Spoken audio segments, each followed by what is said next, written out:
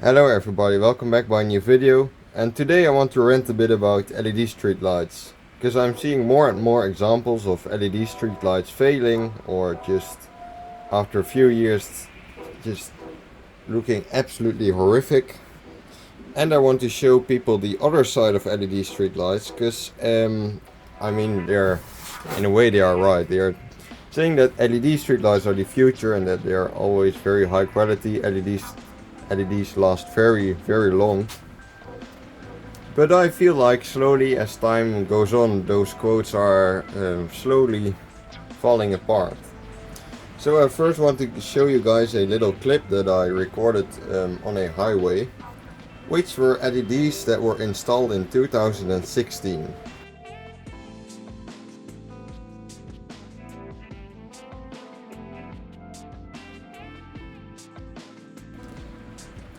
So as you can see, loads of streetlights just didn't work anymore, and you could argue that it was a fault in the cable. But if that actually was the case, then you would probably have like two lights out, one on, two lights out, one on. But this situation seemed very random, and it's actually known that the street lights on that highway are very terrible. And these were Teseo 1 fixtures, like the biggest version, and that's actually probably the most popular LED fixture. And it just kind of shows how terrible LED streetlights can be. Also, something else that I noticed with LED streetlights is that they are just made to break, while older fixtures are just kind of made to last as long as they can. I feel like LED streetlights are made in a way where some parts just get rusted or corroded and just break off. Take for example the spigot almost every LED fixture has. Probably everyone knows who has been interested in streetlights knows that this is the most fragile part of every LED fixture. That's because this metal right here is extremely thin. Once a car hits a pole, this part right here just snaps off completely and just leaves only the spigot left on the pole. But with a fixture like this, and this is a fixture from 40 to 50 years ago, I mean, they could lose the ball, but they don't break off. It doesn't make for a very dangerous situation. I mean, imagine hitting a lamppost with a car and this part actually falls through the front window of the car or on your head or whatever as a pedestrian walking near the streetlight. You probably get killed by this, because this is actually really heavy too. And that's pretty much the next thing that I want to talk about, that they really did their best to make LED fixtures look durable, because this actually is very durable. I mean, if you would throw a fixture like this one of a high building and then this one is probably more likely to survive, because this is all pretty much made out of plastic or some other material, and this one's actually seems to be made out of good steel. But then they just add one very fragile part, and then yeah, you can still throw the entire fixture away pretty much.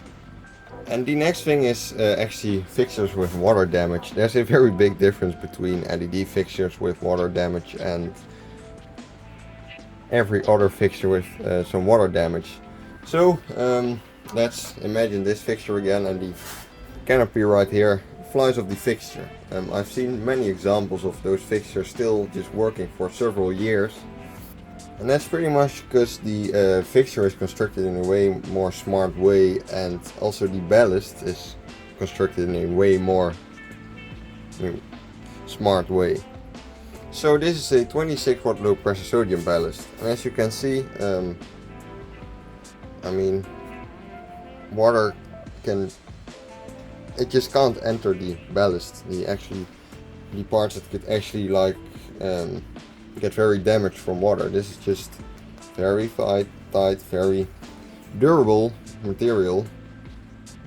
While an LED driver like this one actually just has a lot of electronics inside and lots of ways where water could seep in the driver. Take for example right here, this is just directly mounted on the plate where all the other electronics are on. Same right here. Also, this is not very durable, as you can see. These are also just made to break instead of just made to last as long as they can. And then obviously, once you debate someone who's very pro LED, obviously the argument about them actually saving a lot of money because they don't use that much energy comes to mind. But yeah, that's true, and with that you would imagine them being better for the environment as well. But I actually doubt that.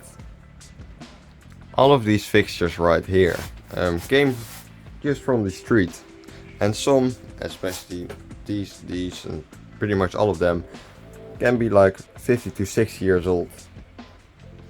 And I still think that the best fixture ever made is this fixture right here. This is a brand new one, but we still replace these nowadays with LED fixtures too. These are made very simple from plastic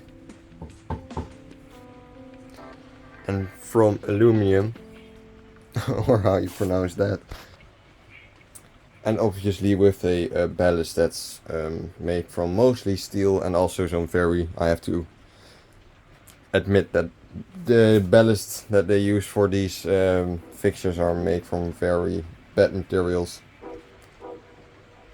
But outside that, the fixture itself is very easy to recycle, and they just last very long. I mean, these can easily last 50 more years. While a lot of LED fixtures actually have them constructed in a way where you can't even replace the LEDs or driver. You can actually do that with this one. But some are actually constructed in a way where you cannot even replace any parts of them, and the driver or the LEDs can both still fail. And then you can just throw away the entire fixture. Well, every part of this fixture is replaceable. And with all those tiny electronics in LED fixtures, I really doubt if they are very easy to recycle too. So yeah, LED fixtures, they use less energy, that's true, but the fixtures itself are more difficult to recycle than the old fixtures. While also the LED fixtures last way less longer than the old good fixtures. But then you may ask, are there any good fixtures? Good LED fixtures? And I think that there are one or two very good LED fixtures, and one is outside in the garden, and that's this one, which is the Philips Iridium Gen 4. And this one is actually made from recycled material, and you can also easily recycle this material again. They don't have a stupid spigot like most LED fixtures have, and also every part of this fixture is replaceable, while also still not using a lot of energy and still giving a very good quality light.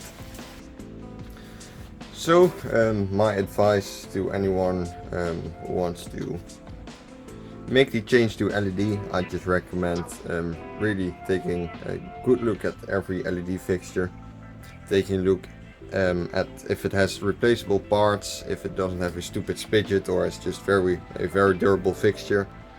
Also look at if it saves a lot of energy, and just in general look at if it's a good looking fixture. So that was my LED rant. Thanks for watching, have a nice day, and let me know what you think about LED streetlights in the comments. And I'll probably make a part 2 soon once I have read the comments, because probably some people have better arguments than me. But yeah, anyway, thanks for watching, have a nice day, and see you in the next video.